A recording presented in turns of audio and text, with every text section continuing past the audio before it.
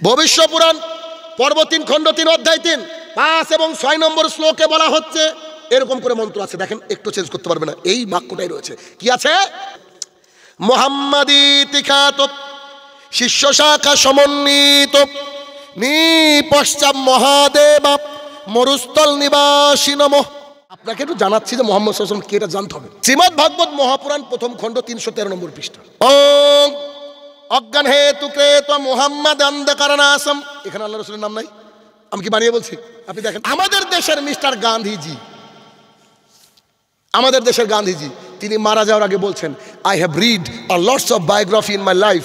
When I got Muhammad Sallallahu Alaihi Wasallam biography in my hand, I read it thoroughly. Honestly, I tell to the world, the biography was an unique and unparalleled. আমি বলছি না, গান্ধীজির বাক্য বলছি। গান্ধীজি বলছেন, আমার জীবনে আমি অনেক জীবনী গ্রন্থ পেয়েছি, কত যে জীবনী পড়লাম, যখন আল্লাহ রসুলের জীবনী আসলো একবারে খুঁটিয়ে খুঁটিয়ে পড়ছি, খুঁটিয়ে ফুটিয়ে। কেন? যদি ভুল ধরা যায়, বুঝেননি? যদি ভুল ধরা যায়, একেবারে খুঁটিয়ে খুঁটিয়ে পড়ছি, পড়তে পড়তে পড়তে পড়তে পড়তে পড়তে দেখছি তিনি শেষে এসে বলছে, ও দুনিয়াবাসী, তোমাদেরকে একটা সত্য কথা বলতে চাই, আর তা হলো ইনার মতো চরিত্র আমি কোনোদিন পড়িনি, হয়তো পৃথিবীতে এমন সুন্দর চরিত্র কারোর থাকতে পারে না। সুবহানাল্লাহ কি বাড়িতে গিয়ে বলবেন?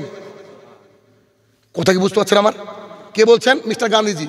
আপনি গুগলে গিয়ে লিখেন, who is the most influence person in the world, who is the most famous person in the world. এই পৃথিবীর সবচেয়ে বিখ্যাত মানুষকে, গুগল আপনার আমার বাপের না, গুগল কে চালায়? ইহুদি খ্রিস্টান, যারা আমাদের দিন রাত বিরোধিতা করে।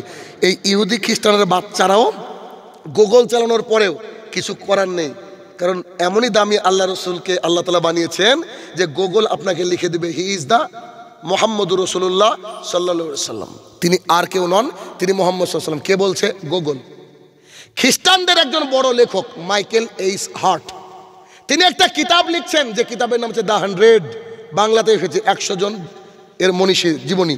তো তিনি বলছেন, গোটা পৃথিবী থেকে শ্রেষ্ঠ বিজ্ঞানী, শ্রেষ্ঠ দার্শনিক, শ্রেষ্ঠ গাণিতিক, শ্রেষ্ঠ লিডার, শ্রেষ্ঠ ধর্মীয় গুরু সবকে আমি খোঁজার চেষ্টা করলাম, করতে করতে করতে 100 জনের নাম পেলাম। 1 নম্বরে যার নাম দিতে আমি বাধ্য হলাম, তার নাম হচ্ছে মুহাম্মদুর রাসূলুল্লাহ সাল্লাল্লাহু আলাইহি ওয়াসাল্লাম। আচ্ছা, এবার আসেন, এখন গৌতম বুদ্ধ আছে না, বৌদ্ধ ধর্মগ্রন্থের, গৌতম বুদ্ধকে আনন্দ নামে তার শিষ্য জিজ্ঞাসা করছে, আচ্ছা বুদ্ধজি, আপনি মারা যাওয়ার পর কার অনুসরণ করব? তখন গৌতম বুদ্ধ বলছে, আনন্দ, আমি তোমাদের শেষ নবী নই, আমি তোমাদের শেষ বুদ্ধ নই, আমার পরে একজন বুদ্ধ আসবে, তিনি আমার চেয়ে বেশি আলোকপ্রাপ্ত হবেন, তিনি একটা পূর্ণাঙ্গ ধর্মমত প্রচার করবে, আমার মারা যাওয়ার পর তোমরা জীবিত থাকলে তার কথা মেনে নিও। কোথায় বর্ণিত রয়েছে? বৌদ্ধদের ধর্মগ্রন্থ রয়েছে বেশ কিছু, তার মধ্যে দীঘানিকা বলে একটা ধর্মগ্রন্থ রয়েছে। এই দীঘানিকা হচ্ছে তাদের শ্রেষ্ঠ ধর্মগ্রন্থ, তার মধ্যে এই বাক্য আছে। এখন গৌতম বুদ্ধকে আনন্দ বলছে, আচ্ছা তাহলে নামটা তো বলেন, আপনার পরে কোন বুদ্ধ আসবে, নামটা বলেন। তখন বলছে, আমার পরে যে বুদ্ধ আসবে তার নাম হবে মৈত্রেয়। কি নাম? মৈত্রেয়। তো বলছে মৈত্রেয় মানে কি? বলছে মৈত্রেয় মানে হচ্ছে করুণার বুদ্ধ। এখন মৈত্রেয় হচ্ছে সংস্কৃত শব্দ, যার যদি বাংলা অর্থ করেন আর আরবি অর্থ করেন, সেটা দাঁড়িয়ে দেয় রহমতুল্লিল আলামিন, আমাদের মুহাম্মদ সাল্লাল্লাহু আলাইহি ওয়াসাল্লাম মানব জাতির জন্য রহমত। গৌতম বুদ্ধ বলছে, আমার পরে একজন আসবে, হি ইজ মুহাম্মদ রাসূলুল্লাহ সাল্লাল্লাহু আলাইহি ওয়াসাল্লাম। এত দূর তো হলো। খ্রিস্টান ধর্মগ্রন্থ কি বলছে? Gospel of John chapter number 14 মন্ত্র নম্বর 12 থেকে 14, তিনি বলছেন, যীশু খ্রিস্ট নিজে বলছেন, I have many thing to send you now, you can bear them now, when the spirit of truth shall come, he will tell the right path. He did not say anything upon his own winsack, as he heard from Allah subhanahu wa ta'ala, he will tell to the world, his name will be Muhammadur Rasulullah সাল্লাল্লাহু আলাইহি ওয়াসাল্লাম। তিনি বলছেন যে শোনো, আমি মারা যাওয়ার পর একজন ব্যক্তিত্ব আসবে, তিনি নিজের মুখ থেকে কিছু বলবেন না, যা উপর থেকে শুনবে তাই বলবে। আপনি কি জানেন না আল্লাহ তাআলা বলেছেন, আমার নবী একা কথা বলে না, আমি যা ওহী করি তাই বলে। তাকে যদি তোমরা মেনে নাও, তবে তোমরা স্বর্গলোকে পৌঁছাবা, এন্টার টু দ্য হেভেন, তোমরা হেভেনে যাবা। তাহলে খ্রিস্টানদের ধর্মগ্রন্থ বললো। এবার আমাদের কাছের ভাই, আশেপাশের প্রতিবেশী ভাই, হিন্দু ভাইরা আছে কি না এলাকায়? সবাই আদমের সন্তান ভাই। অনেক মানুষ বিভ্রান্ত, পথভ্রষ্ট, আমরা তাদেরকে ভাই বলে স্বীকার করি, ভাই বলে মানি, এই জন্য তাদেরকে দাওয়াতের কথা বলি। আমাদের নবী আমাদের নবী না, আমাদের নবী মানে গোটা পৃথিবীর নবী। কথা বুঝতে পারছেন? কোরআন আপনার আমার বাবার সম্পত্তি নয়, কোরআন মানব জাতির সম্পত্তি। কে পড়লো না পড়লো এটা তার ব্যাপার। আসেন, হিন্দুদের পুরাণ রয়েছে 18 প্রকারে। কত প্রকারের? 18 প্রকার। তার মধ্যে একটা পুরাণের নাম হচ্ছে ভবিষ্য পুরাণ। ভবিষ্য পুরাণ, তো ভবিষ্য পুরাণের পর্ব 3, খণ্ড 3, অধ্যায় 3, একেবারে দিন রাত বলছি, কত যে রেকর্ড আছে, যদি না পাওয়া যেত শাইনুর রহমানকে একদম সাইজ করে দিত মানুষ। ভবিষ্য পুরাণ পর্ব 3, খণ্ড 3, অধ্যায় 3, 5 এবং 6 নম্বর শ্লোকে বলা হচ্ছে, এরকম করে মন্ত্র আছে, দেখেন একটু চেঞ্জ করতে পারবে না, এই বাক্যটাই রয়েছে। কি আছে মন্ত্রতে? এভাবে বলা হচ্ছে, মোহাম্মদীতি খ্যাত শিষ্য শাখা সমন্বিত নিপশ্চাৎ মহাদেব মরুস্থল নিবাসী নমঃ। এরকম করে বাক্যটা আছে। দলিল তো দিয়ে দিলাম, অর্থ কি আসেন দেখি। মোহাম্মদীতি খ্যাত, এখন নিজের সিনাটা একটু উঁচু হচ্ছে না? একটু ভালো লাগছে না? আরে এতদিন আমাদের নবীকে আমাদের নবী ভাবতাম, গোটা পৃথিবীর মানব জাতির নবী, তাহলে হিন্দুরও তো মোহাম্মদ সাল্লাল্লাহু আলাইহি ওয়াসাল্লামকে মেনে নেওয়া উচিত। তার ধর্মগ্রন্থ থেকে শাইনুর রহমান বলছে, আমি কি কোরআন থেকে শ্লোক পড়ছি নাকি? এটা কোরআনে কি শ্লোক আছে গো? নাই। আসেন মানেটাও বলে দিচ্ছি, মানে অসুবিধা হতে পারে। মোহাম্মদীতি খ্যাত, ইতি চিঠি লিখতে গেলে কখন লিখেন? শুরুতে। শেষ মানে শেষ না? আমাদের নবী কি শেষ নবী না? দেখেন কি সুন্দর বাক্য। মোহাম্মদীতি খ্যাত, মোহাম্মদ নামে একজন ব্যক্তি সর্বশেষ ব্যক্তি হবেন, শিষ্য শাখা সমন্বিত, তার সাথে থাকবে তার শিষ্যরা, আবু বকর রাদিয়াল্লাহু তাআলা আনহু, উসমান রাদিয়াল্লাহু তাআলা আনহু, ওমর রাদিয়াল্লাহু তাআলা আনহু। তিনার শিষ্য না? কি কথা বলেন একটু?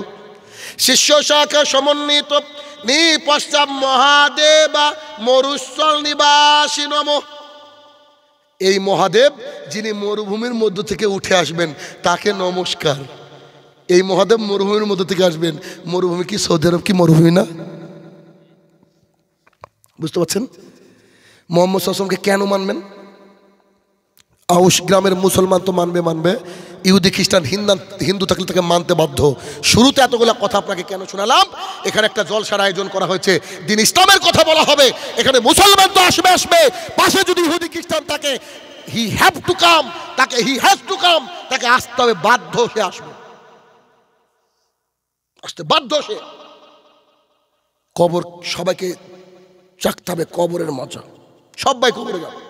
যে একজন হিন্দু ভাই তার বাবাকে পুড়িয়ে নিল, বলছে আমার বাবা বোধহয় স্বর্গে চলে গেল। অসম্ভব। আল্লাহ সুবহানাহু ওয়া তাআলা কোরআনুল কারীমের মধ্যে বলছেন, আমি ফেরাউনকে আর তার লোকজনকে সকালবেলা সন্ধ্যাবেলা জাহান্নামের আগুন পেশ করি কবরের মধ্যে। অথচ ফেরাউন রয়েছে মিশরের তাসকাম্বিয়া প্রদেশে। কবর মানে আপনার বাড়ির পেছনে 3.5 হাত গর্তের নাম কবর নয়। কবর মানে এখন মারা গেলেন, এখন থেকে কিয়ামত পর্যন্ত এটার নাম কবর। তার মানে চণ্ডীদাসেরও কবর হয়। কথা কি ক্লিয়ার বুঝতে পারছেন আমার? আচ্ছা, এইখানে এবার আরো একটা মন্ত্র আছে, এরকম বহু মন্ত্র রয়েছে, এত মন্ত্র শোনার দরকার নাই। তাহলে মানুষ ভাববে যে বোধহয় এটা কি কীর্তন হচ্ছে নাকি জলসাবাদ দিয়ে। মানে আপনাকে একটু জানাচ্ছি যে মুহাম্মদ সাল্লাল্লাহু আলাইহি ওয়াসাল্লাম কে, এটা জানতে হবে। শ্রীমদ্ ভাগবত মহাপুরাণ প্রথম খণ্ড 313 নম্বর পৃষ্ঠা। এখানে বলা হচ্ছে, ওম অজ্ঞান হেতু ক্রেত মুহাম্মদ অন্ধকারনাশম। এখানে আল্লাহ রাসূলের নাম নাই, আমি কি বানিয়ে বলছি? আপনি দেখেন, অজ্ঞান হেতু ক্রেত মুহাম্মদ অন্ধকারনাশম। যখন একটা অন্ধকারময় জামানা আসবে, ওই সময় তোমরা মুহাম্মদ নামের এই ব্যক্তিকে মেনে নিও। আমরা বলি সাল্লাল্লাহু আলাইহি ওয়াসাল্লাম। তাহলে মুহাম্মদ সাল্লাল্লাহু আলাইহি ওয়াসাল্লাম কে? সমগ্র মানব জাতির নবী। তাহলে আমরা তার সংস্কৃতি বাদ দিয়ে, তার আনয়নকৃত ধর্মকে বাদ দিয়ে, তার রুলস অ্যান্ড রেগুলেশন বাদ দিয়ে যদি অন্য কোনো জাতির কোনো কিছু মেনে নিই, এটা কি আল্লাহ তাআলা সহ্য হবে? এই জন্য মুহাম্মদ সাল্লাল্লাহু আলাইহি ওয়াসাল্লাম কি বললেন? মান তাশাব্বাহা বিগাইরি কওমিন ফাহুয়া মিনহুম। ওই লোক তাদের দলের, যে ওই দলের সংস্কৃতি অনুসরণ করলো। এবার দেখেন তো ছেলেটা কার মতো চুল কেটেছে, দেখেন এবার আপনি খেয়াল করেন, এবার আপনি বুঝতে পারবেন। মেয়েটা কার মতো পোশাক পরে, এটা দেখেন তো, এটা আপনি বুঝতে পারবেন। তাহলে এই যে অপসংস্কৃতি, এই অপসংস্কৃতি থেকে আমাদেরকে দূরে থাকতে হবে, একেবারে ফুল অ্যান্ড ফাইনাল। যদি এই অপসংস্কৃতি থেকে আমরা দূরে না থাকতে পারি, তাহলে আমরা কবে যেন গোপনে গোপনে গোপনে গোপনে সব ইহুদি খ্রিস্টান হয়ে বসে আছি। কিয়ামতের মাঠে গিয়ে আল্লাহ তাআলা ডাক দেবে, ওই চণ্ডীদাস, ওই মিস্টার পিটার, আল্লাহ আমার নাম যে আব্দুর রহমান, ভোটার কার্ডে আব্দুর রহমান, আধার কার্ডে আব্দুর রহমান, সব জায়গায় আব্দুর রহমান। আল্লাহ তুমি আমাকে চণ্ডীদাস বলে ডাকছো কেন আজকে? মিস্টার পিটার বলছো কেন? তখন আল্লাহ সুবহানাহু ওয়া তাআলা বলবে যে তোর কি মনে নাই শাহিনুর রহমান আউশ গ্রামে বলে খেয়েছিল এগুলো পালন করা যাবে না, তাও তুই পরে বার টান পালন করেছিস।